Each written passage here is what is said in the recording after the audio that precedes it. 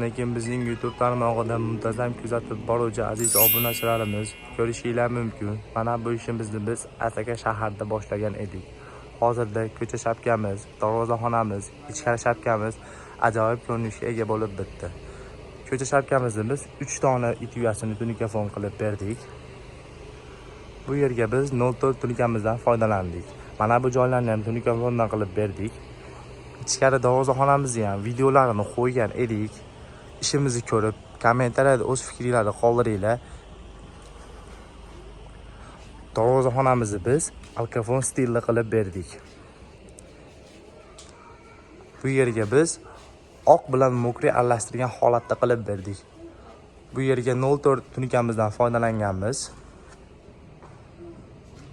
Tunikamizni kvadrat qanchadan bo'lyapti degan savolga vodiy bo'ylab 120 ming so'mdan 140 ming so'mgacha qilib bermoqdamiz. Agar siz vodiydan tashqarida bo'ladigan bo'lsa, 150 ming so'mdan hamma xarajatni ichida qilib bermoqdamiz. Ko'rishinglar mumkin. Ichkari shapkamiz ham chala joyini qo'ygan edik. Hozir ichkari shapkamiz ham ajoyib ko'rinishga ega bo'lib bitdi. Agar kimga shunaqa sifatli tunikafon xizmatlar kerak bo'lsa, pastda nomer qoldiramiz. Bemalol o'tib bog'lanishingiz mumkin. Sog' bo'linglar, salomat bo'linglar.